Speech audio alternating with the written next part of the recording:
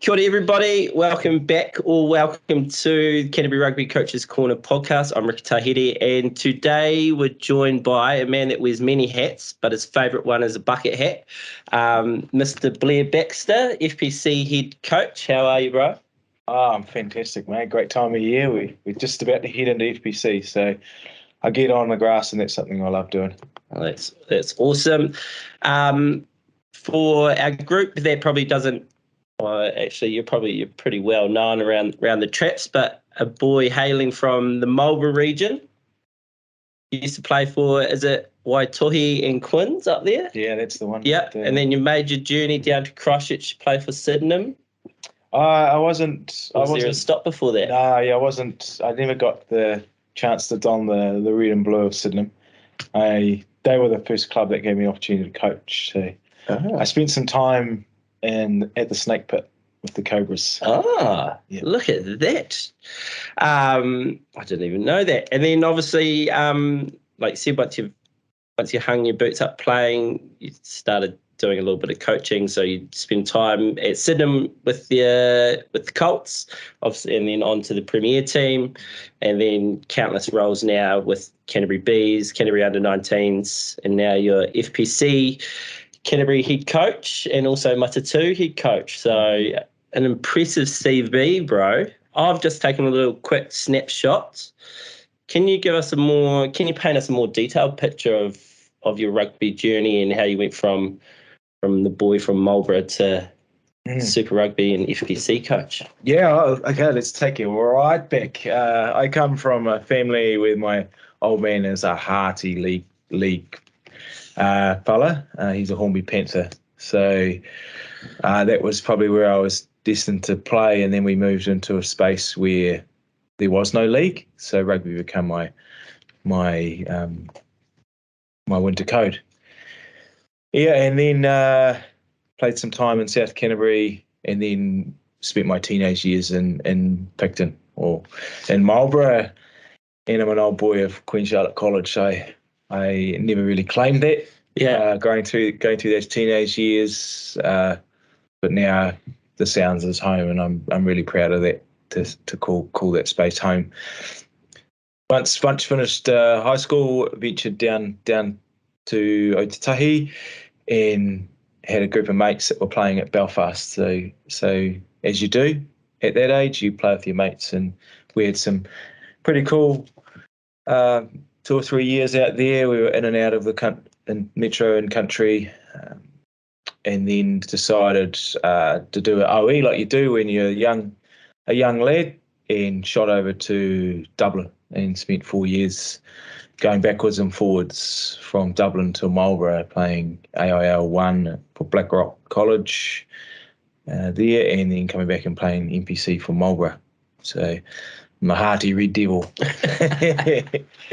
Yeah, and then spent my last year playing footy in Western Australia. Yeah, West Subiaco.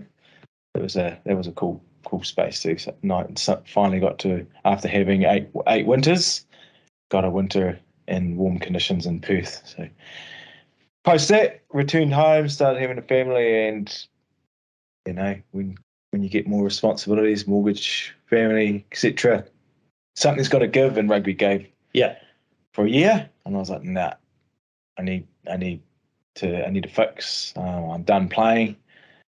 I didn't particularly enjoy my experience, my coaches in Western Australia, so decided to not play anymore and start that journey as a coach. And Sydenham was probably the first club. That's why I'm proud to say I'm a bus driver. They were the first club that really gave me a chance to explore coaching. And when you first start, like any coach, you think you know more than you know, and then as you get in, the more you know, the less you know. So had 4 awesome years there, built some great relationships through that club, not only with the players but also the staff and the mafia and everything else that runs Sydenham Club, and then lucky enough to get a chance to coach the Div 1 side. Had three successful years there. with them, and then like you said, in between that, I managed to get some time, and I spent four seasons with the Ken Tabs, awesome bunch of men as well, and I was lucky enough to work along some great athletes too. Canterbury B, Canterbury Metro, then moved into the 19s, worked my way into that space as defence coach with Simon Kneebone and Grant Keenan, so learned a lot of those two quality men, and then transitioned into the women's space 3 years ago, and what a journey that's been. It's been so much fun as I've become so much better coach. I genuinely believe that I'm a coach that coaches athletes, doesn't matter if they're female or male, and my space right now is the female space, and I'm loving it. They're challenging me, they're growing me, and it's just pretty epic. So that's sort of my journey from playing to coaching and where I sit now. Yeah, I've been pretty lucky and pretty blessed to know you for as long as I have known you, but also been involved somewhat a little part in your wider training group that you set up at the start of the year. And one thing that I noticed while in there is just the way that you connect people and create. I know we talk about it a lot in here around belonging and that connection piece, and this is probably a long-winded way to get to my question, but what was the moment, like you also talked before about those coaches in Western Australia that you just didn't enjoy their coaching that much? What was it that sparked your interest, that really got you going, okay, this is what Blair Baxter wants to be now? Because you hang up garage doors, you're a chef, you grew lettuce, like. Yeah, the belonging piece is really important to me, and it's one of the three anchors I have, and balance in my life. I feel like I belong, and I'm learning. So those are the three things that really pin me. It's my identity. So being part of a group, being part of something far bigger than myself is where I thrive, and that's why I try and create that space for our athletes, and not only our athletes, they're a big piece of it, but allowing the staff, I'll loosely call them staff, like managers, coaches, S&Cs, skills coaches, just to be themselves, and be secure and have fun. So that's sort of a little over there. But to answer your question, there's one moment that really changed me as a coach, and I still vividly remember it. It was my first year at coaching the senior side at Sydenham, and coming in pretty naive, to be fair. Only really worked with teenage boys at that stage, early 20s maybe. Going into a group where we had 18s to 30-year-olds, and I'm not sure why I didn't do it, but I didn't. I didn't connect that well with the senior members, the leaders, and we battled our way through that season. Man, I was in the learning pit hard every day. And anyway, got to the end of the season. It wasn't as successful as the club had hoped. If you define success by outcome, it's not sort of where I lead towards, but some people do. And I got the end of season review, and it was brutal. It was ruthless, and I was like, holy heck. There's two things I can do here. They've given this feedback for a reason. I can go, F you, I'm not prepared to give up all my time, sacrifice away from my whānau Tuesday, Thursday night for 9 months. Or I can go, hang on, there's something in there that can help me be a better person. And I took that route, and from that, I haven't really looked back from that space, and that sort of created that desire to work, to learn and be better, and realise that, you don't know, bugger all, and understanding humans, or understanding the relationship, is more important than what you know. So that was a real critical piece of mine, and I suppose that's influencing the way I coach now, alongside the coaches that coached me, because there's some that I really, really enjoyed, and then there's some that I just detested, and that's something I never want to be like. So that's initially helpful. So was there something in that feedback? Was there one thing that there was a point where you thought that maybe that you were doing that, but they're obviously seeing that you're not doing that spoke volumes to you to have that moment of clarity? I don't know if there's. I don't recall if there was one point, but it was the piece. Well, maybe there was. The piece I took from it was just around knowing your people. So the senior members I hadn't connected to, I made some pretty average. No, not average decisions, but the way I went about communicating my decisions to, as an example, I think Reuben Harvey probably doesn't know this, but he's, and whether he wrote the feedback or not, I don't know, but it wouldn't surprise me, but he's been quite critical for me to understand that, because Rube's quality Sydney man, played lots of games, was the captain, and I come in and changed, and the way I handled that situation was pretty poor upon reflection. And you and I have done some learning over podcasts and bits over the last, but when you look back and what you did, you just cringe at yourself, and that's a real cringe moment for me. Yeah. I know that's and it's probably really important for coaches. So obviously this is for our community that we love to try and upskill and pass on the knowledge or pass on the experiences that we've built. It's probably really important to understand that, like around that feedback piece, or like you said, you could have just turned around and said, "No, bugger it, I'm going to go back doing what I was doing and just be a couch coach on the sidelines, just going, no, they should do this, do that." But you decide to grab the bull by the horns. So that, like I said, that's real important. So how, making some notes here. I guess there's, I do want to obviously talk about the FPC stuff, but I think it's probably important in that those years that you spent with Sydenham. What was probably the biggest learning? Like you obviously took that connection part. What was the next biggest thing that you took from your time there that you're using now every day? Yeah, funny. You must have just been reading my notes in my mind. That was a piece I wanted to talk to in this chat. Was one thing. Well, took heaps, but another really important piece for me, and it's framed the way I coach now.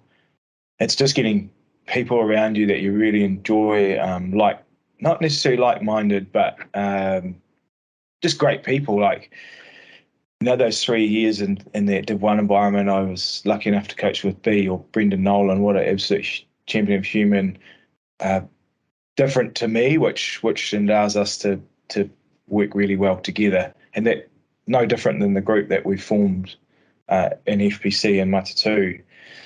That connection with the coaches, the support staff, is so important. Like, if you are aligned, you enjoy each other's company, you've got no ego, you're here for the players, you want them to be better, you create an environment that, like, once again, is far greater than oneself. The players and your athletes pick up on that. Like, they can't not have fun or enjoy the journey. So, yeah, having cool, great people around you, really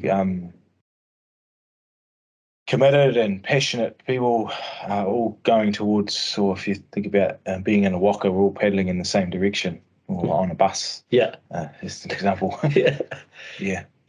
I know, that's cool. And you're right, like B, like I've spent a little bit of time with B as well myself. I don't know him obviously as well as yourself, but like he's very selfless in the way that he does things. Like you kind of, if you look back and watch what he's doing, you're probably thinking that he's quite a domineering coach, but actually at the heart of it, he's trying to get the best out of the athletes for the athletes, and it's not really, and he connects, and that's probably what you see. But in behind that, there's, like, I've talked to a number of the Sydenham boys, the Dan Fransons and the Derek Stowers, and they can't speak high enough of him, or even the old boys like Chalk speak real highly of him and that type of stuff. So yeah, you're right around that, those great people Yeah, B has a real, is it unique?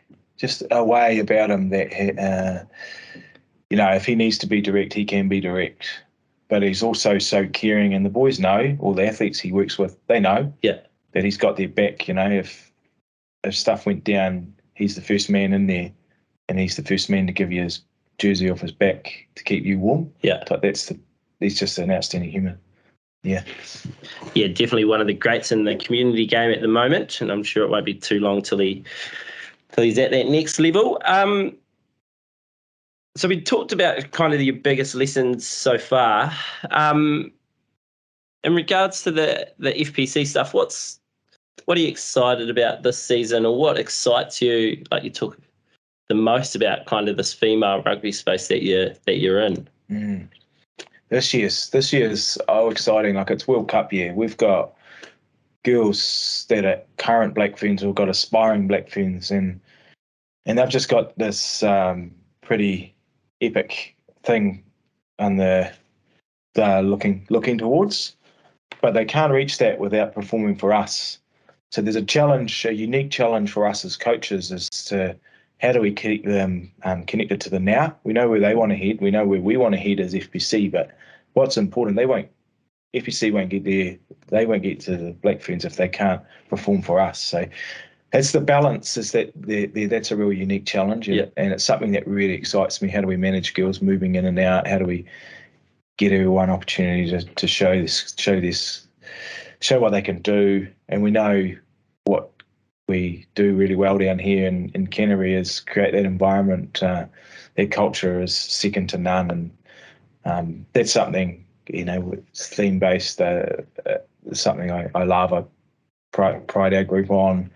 So that adds that element of fun. So yeah, that's what's exciting me. One, the theme. Two, the challenge of managing a larger squad, girls moving in and out, and all us volunteer support staff as well.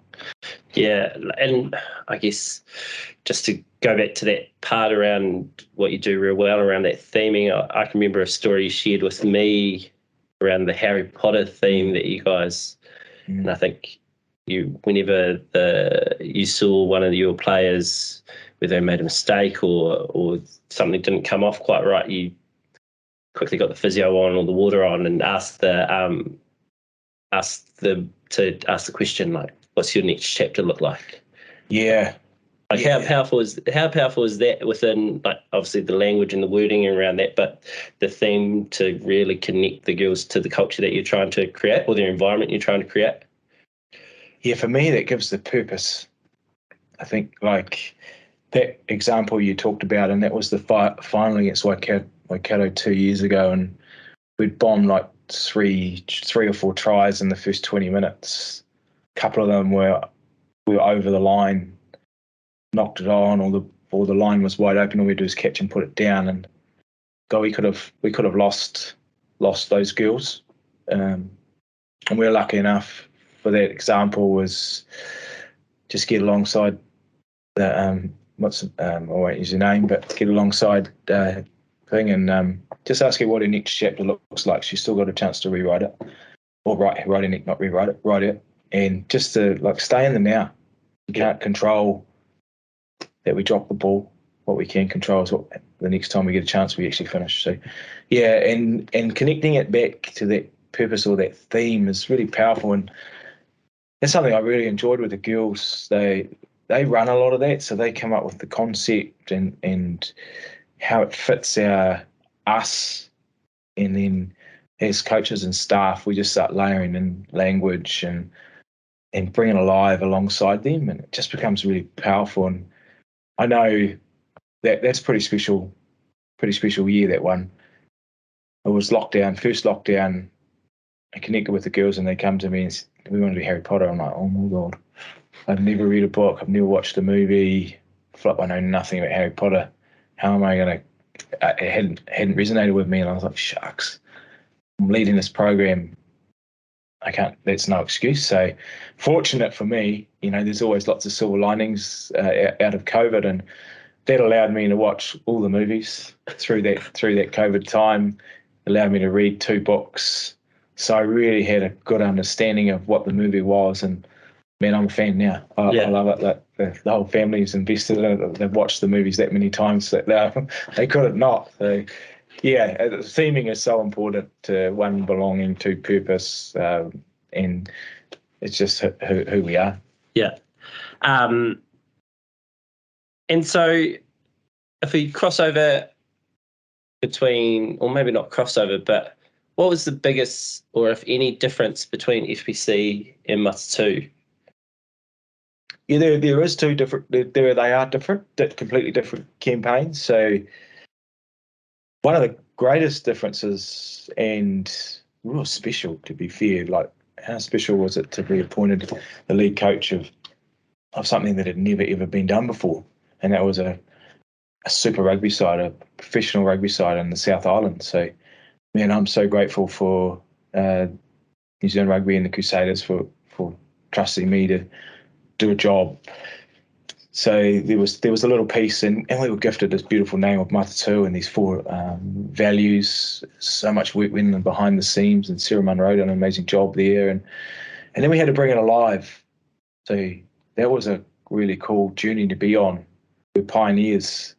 So yeah, unpacking how do we get the name Mata2? How did this understanding the narrative, and then what do those 4 values mean? How do we come with those? And girls, how are we going to live this daily? Because the difference between good and great teams are the teams that live those values daily. Like, I reckon 90% of teams would do the values-based session and you plaster them on the wall, but it's the only time you visit them. So yeah, the great teams live them daily, and I feel that we did that. Like, yeah, we didn't get outcome. No one saw us the performance that we know we're good enough to produce, which is really frustrating. And there's reasons for that. Some of them are out of our control. So that was disappointing. But what we have done is we've set up a foundation that is unbreakable. Like, yeah, the culture, the connection, the want for everybody to be involved next year was pretty special. So yeah, that's probably one of the big differences. Is one was new and one's established, and there was slightly different pressures on either program. So you've come off the back of winning 4 championships to missing a final last year and going into looking to regain the title, whereas something that had never been done before. Yeah, I guess that is like you talk about pioneering, and when you think Mata2 and you think like the mountains and the carving out of it, it's just like you are pioneering. Like you think of Sir Ed having to, you've gone somewhere where nobody's ever gone before and stuff like that. Like that is a big job. Yeah, well, it's as big as you make it. Yeah, it was exciting because I think one of the driving philosophies or principles for us was to inspire a new generation, and that was not just young females to want to become rugby players. It was a new generation of fans and sponsors, and I mean, there's so many people have come out like, where can we get some of your merch? Like, it was unbelievable, and man, you play such an exciting brand of rugby, and like you can genuinely see you trying to play rugby and showcasing the skill sets of the girls. Now, you could argue some of the teams might not have achieved that, but yeah, so those are really quite proud moments too. Yeah, and I guess behind every great head coach, there's a wicked, awesome team behind you, and I think it'd be kind of remiss of us not to have a chat about those. And you've also got some wicked new staff coming on board this year to help you out. But do you want to have a little, or give us a wee rundown around the likes of TC and Sid and Mel as well? Yeah, like we just talked about before. Gosh, you're only as good as the people you work alongside, and having that mix. So that is really important for me. Like, we've all got our own strengths, and we all need to be really comfortable with what they are. We need to know that they are our strengths, and be comfortable with that. So, which is everyone needs to get better in certain areas, but if you can form that group strengths-based approach is probably what I'm trying to say there. So I think about TC, like, I've been called journey. I've been on him for, this will be my 4th campaign with TC, and he's an exciting coach. I guess I can call him young because he's definitely younger than me. He's still in his 20s. But unfortunate with injuries and stuff, his rugby playing days were cut short. So he's invested so much time. He's a lifelong learner as well. He wants to be better. He's really innovative thinker, and thinks way different to me, which is really cool. So we have some good challenging conversations. I have full trust that he's always operating the best interests of the team and wanting to get better. So we've got that's pretty cool with TC. And then Whit Hanson, I get lost for words to try and explain that relationship. I was lucky enough to meet her. I don't even know, 5 years ago maybe, and it was just she was doing her DRC World Rugby Level 2 course, and I never met her in life, and I was sitting there observing, and there's just something special about what she was in a group and they're doing a practical, and I knew she knew what she was talking about, but probably lacked the confidence to step forward and display, because there were some coaches on there that were struggling and thinking they were the bee's knees, and probably not. But that might have been me. I think I was on that same course. no, definitely not the group I'm visualising in my head. But eventually I was like, mate, step up. Like, I know you know what you're talking about. Anyway, that was sort of the first time I met Whit, and then lucky enough to do some observation through my job, coach education, when she was in the 18s program. And quite a long story anyway. I was like, man, I'd love to work with Whit when I got this role at FPC. She was the first phone call. Whit, this is I need you by my side. I'd love to work with you. You're a great coach. You understand the art of coaching, the soft skills, which is so important. And you've also got the ability to want to be better and learn. And you've got, and I know you'll do that in Farah and Outlook Wishes. And in 3 seasons, she's gone from working alongside us and FPC, Matatu, and now in the Black Ferns. So all credit to her, because she thoroughly deserves that. So they're 2 pretty special coaches. This year we're lucky enough to have Sid Talmudi come on board and transition in around that set piece. So a guy I've worked with in the Canterbury B space many years ago, and someone that almost second to none in regards to his technical and tactical knowledge, his ability to understand people. That's probably what's real strength, is that she gets people. We talk around the physio being vitally important to what's going on in the player base, but Whit sits in that space too. But coming back to Sid, really excited to work back with Sid again this year. It's going to be a heck of a journey. His first time in a loosely call it full-time role, coaching FPC in the female space. So excited. Last year, Fraggles served the women's game, absolute champion of the women's game. Obviously carries heaps of mana as a player. She kept in the Ferns. And what a journey she's been on when I first met her 5 years ago to where she finished at the end of the season in regards to coaching. So, awesome person too. So, really, like I said, having these people around me helps me be better too. And then, goodness, we've got young Steph Broomhall, not even young in coaching years. She's been chipping away for quite a few years in that teenage space, but jumping in on board and working with TC, so supporting him in that back stuff. And gosh, she was an outstanding athlete in her day, and also a teacher, so helps when they've got that pedagogy side of things. So long-winded answer. I love the group I'm working with. Bona's probably someone else I could spend another 10 minutes talking about how special that guy is too. Yeah.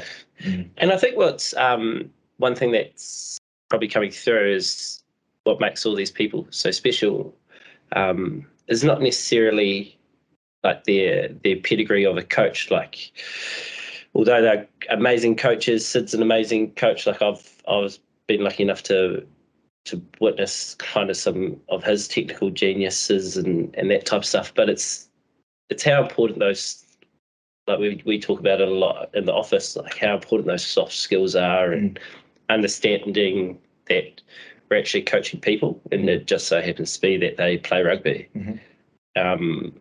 So yeah, it's no wonder that these people that you've got, the main bond that you guys have is that people first mentality, and then they're just really wicked at their craft of rugby.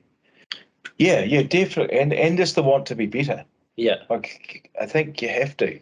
You're always searching for ways to improve yourself, which hopefully give you a competitive edge on the field. So yeah, you don't neglect the technical and tactical, because that's an important part of being a coach. But for me, the soft skills, the art of coaching, the ability to have conversations, give and receive feedback, build relationships is as important, if not more important, than your knowledge of the game. Yeah.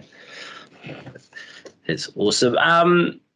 So obviously, most of us will know you do your coach educator stuff as well. And you're obviously helping me on that journey of being a coach educator. What made you get into that? Decide that you didn't want to do what you're doing, and you wanted to step into because you could have, I'd probably say you could still be the FPC coach and carry on doing what you're doing. But what made you want to jump into that coach ed space and really challenge yourself? It's a good question, and it's something that I find really easy. Like we talked around, like the three things that anchor me. I'm also really clear on what I need to get better. I'm clear on what I do well, but being a lifelong learner, I know I need to be better in certain areas. And back in 5 years ago, off the back of my Sydenham days, I knew I needed to be better at speaking, articulating myself, being more comfortable in front of groups. So I was like, how can I do that? And I put myself in that position more often. So I joined Toastmasters for 3 months in summer, and that was so cool. It was just one night a week. I learnt so much, and then life got uber busy again, and I couldn't do it anymore. So, but that was the start. Like I knew I needed to be better in that. So joined that. How else can I facilitate, learn, be in front of people often, understand the art of facilitation? And I was like, well, coach education's like that. So, Rugby Smart, Small Black courses, World Rugby coaching courses, all that sort of thing. Just being comfortable, being uncomfortable back then. Then that's how that journey started. I applied for the role and was lucky enough to get it. And 5 years, 5 years in, gosh. I'm okay there now. I'm way more comfortable. I actually don't worry about it now as much as I would too. Because what is it? 80% of the population fear of public speaking or something like that.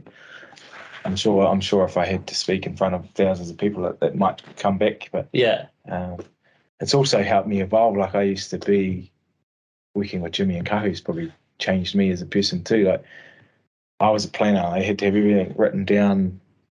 This is the piece I'm going to do, run off PowerPoints, et cetera. And that's how I started this journey. Now, with experience and knowledge, I'm slightly removed from that. Yeah. So, it's interesting how we evolve over time. It's funny how you say that you need the PowerPoints, because you're probably looking at me because I need the PowerPoints. I need planned out because obviously new to the space and stuff like that. Yeah. But one thing that blew me away about you, there's been a number of times, but one thing and I actually saw this at a Rugby Smart thing. You picked up a little cue from, I think it was Budgie, around dirty knuckles, placing the ball. And then all of a sudden you just come up with a drill like this, but then it wasn't working the way that you thought it was working. How did you get that comfortable within who you were as a coach, or who you were as a person, to be able to go, this isn't working, and make a mistake in front of a group of people in the same way that we make mistakes in front of players, but then to pull yourself up and be like, okay, well, that just didn't work. Let's just try something different. How did I get there? I guess there's a piece around experience and knowledge and doing it often, and that probably I've got a bank of activities, I guess, or experiences to draw on, which probably helps. But in regards to answering the question around how do I feel comfortable making mistakes, I think that's just who I am as a coach or as a person. Like, man, I'm the first to admit I don't know bugger all. Like, the more you know, the less you know, and I'm not going to get everything right, and I'm okay with that. And if I can show that to the athletes or the group I'm working with or the coaches or whatever, then it maybe might make them feel more comfortable to make a mistake. So yeah, it's not deliberate. I think it's just who I am, and I'm okay with mistakes, with failure. I think I'm stuttering here, but I think it might be coming back to being really comfortable knowing who I am, my identity. Yeah, I think that's probably something, who I am, and which allows me to be comfortable in that space to make stuff up and own it. And I guess what advice would you give, say, a coach that's out there that's starting, that thinks that they may need to have all the answers, or they need to have all the knowledge, or maybe that somebody is a little bit nervous to actually jump into the ring to become a coach, where we know that they could be a great coach, but they're just a little bit too like, no, I need to have all this and that. And yeah, because that's a real thing. We see that all the time. Coached for 5 or 6 years in the junior and teenage, and then all of a sudden it becomes too daunting. I don't have enough knowledge. Question I'd ask is, do you need to have the knowledge? Like, if we understand the art of coaching and the art of questioning, like I just said, I could draw on experiences that I've been in that position before, or seen other people in that positions. So are the boys and girls you work with. Like, if you set up a really great and secure environment where people can be themselves, just, I guess you're almost there. And then you have a little bit, like, you're always learning. You can always go on, talk to another coach. You can jump online and find an activity, layer in some detail. But if you can explore the ability to ask questions, how did that feel? What did you do there that enabled that to work?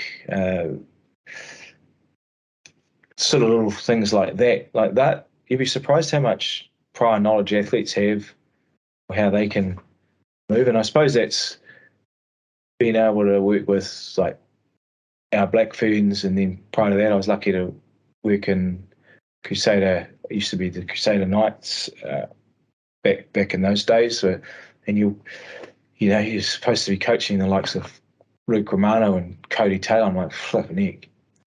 Well, I can't offer them anything around technical and tactical, but I can create an environment where they can be empowered, and they lead it. So yeah, I guess, I don't know, did that answer your question? yeah, I think you've nailed it there. And one real cool thing you talked about, like talking to other coaches, and I think in our role we get to talk to a lot of coaches from different sporting codes. But what's one question that you would generally ask a coach that could be from an opposition or maybe from a different sporting code? What's one question that you normally ask them to kind of get a better understanding of what they do that's wicked? I have a bias towards culture and belonging. So a lot of my questions are in and around that.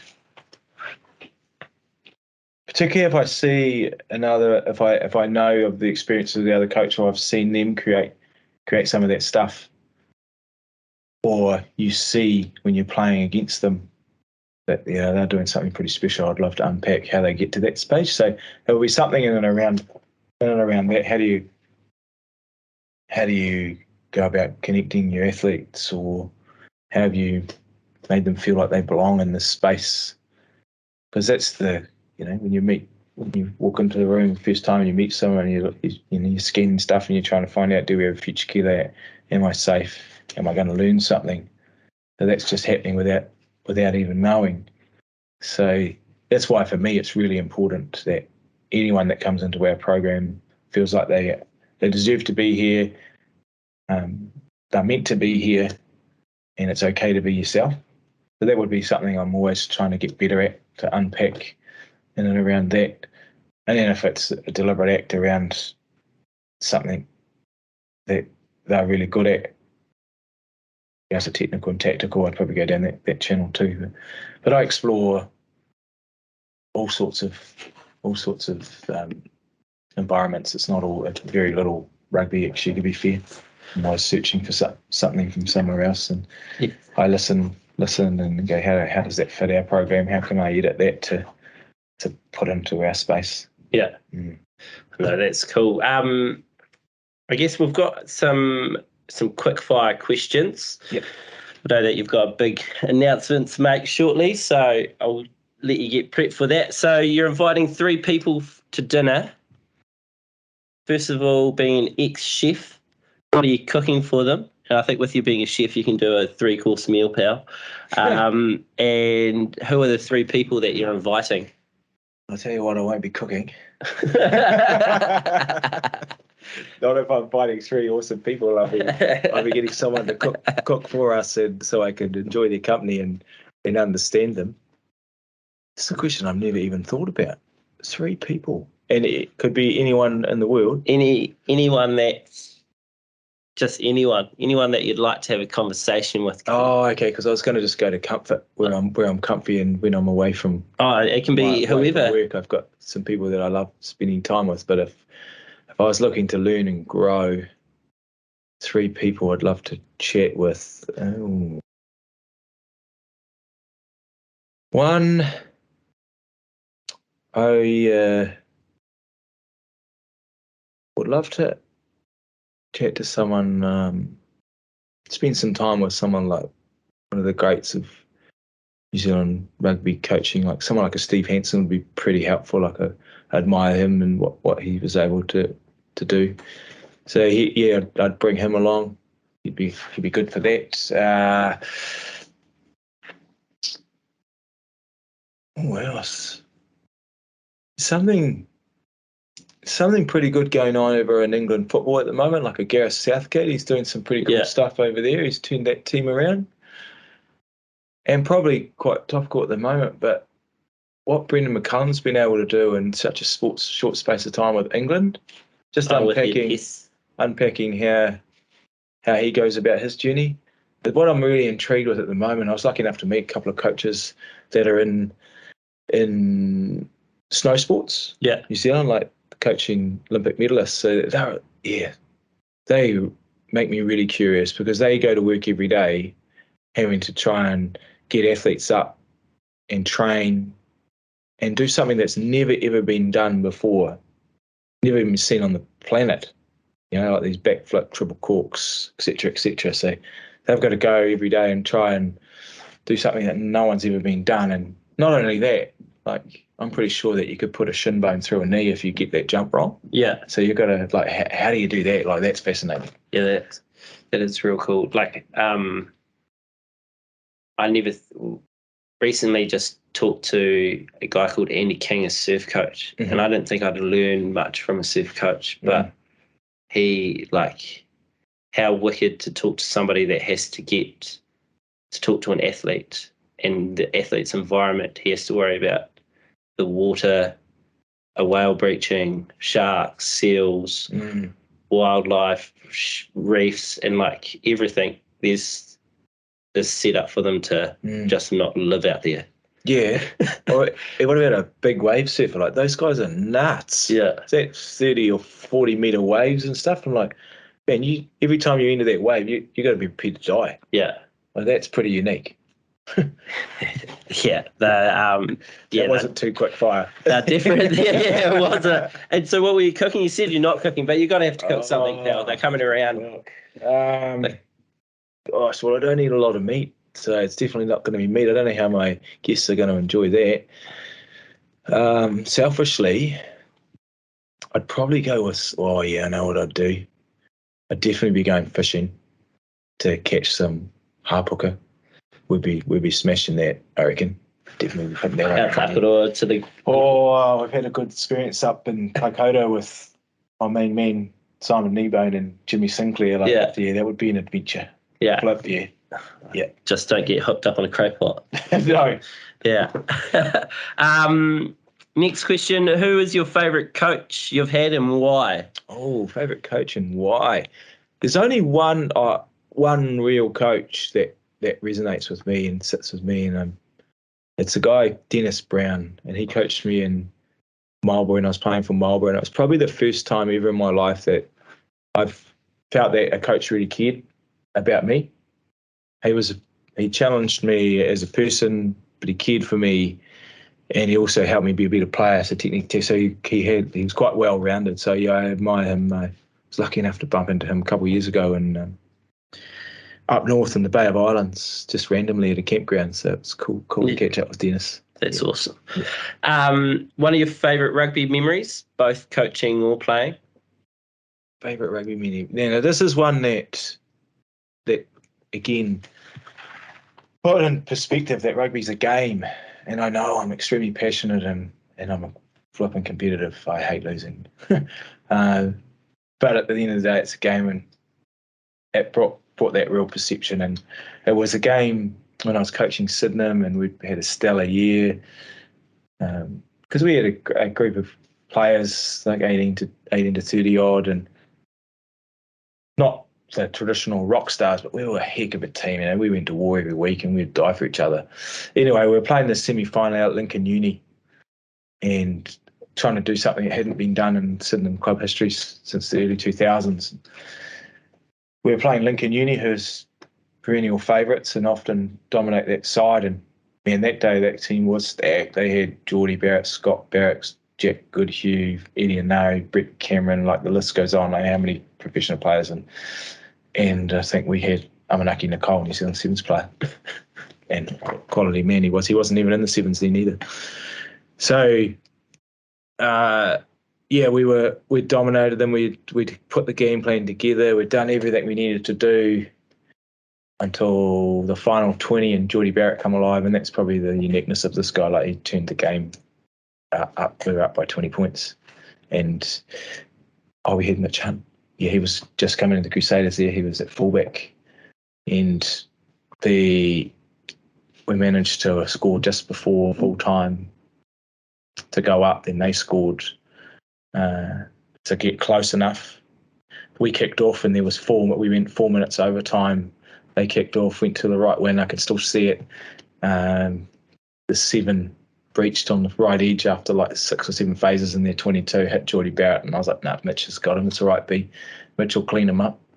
And he fucking missed the tackle. And unfortunately for us, Geordie went and scored and they won the game. So that was probably one of the lowlights/highlights of my career as a coach. Like, it really put it in perspective there. Yeah, it was sad. It was emotional. There was tears, but man, we created something pretty special, and there's more to rugby than winning or losing. Yeah, That's an epic story. What is one bit of advice? We've talked about a bit of advice that you'd give give our listeners, but what's one bit of advice you'd give a young Blair Baxter starting out on his coaching journey all over again? There's definitely a piece around being comfortable with who you are. Like, I'm quite introverted. So, 5 or 6 years ago, like I said prior, like getting me in front of people, that wouldn't be something I'd be really comfortable with. So just, being confident with, trust yourself, back yourself. Yeah. Wicked. And this one here's a little bit, this next question's a little bit to do with what you're trying to get rid of, but what's your go-to drill? Go-to drill? Like, we're trying to... 100% it's not 4 quarters. If I see that happening, I will start crying. That is the worst activity I ever see. My go-to activity, it's going to be... I have a couple of little warm-up games that I love playing, and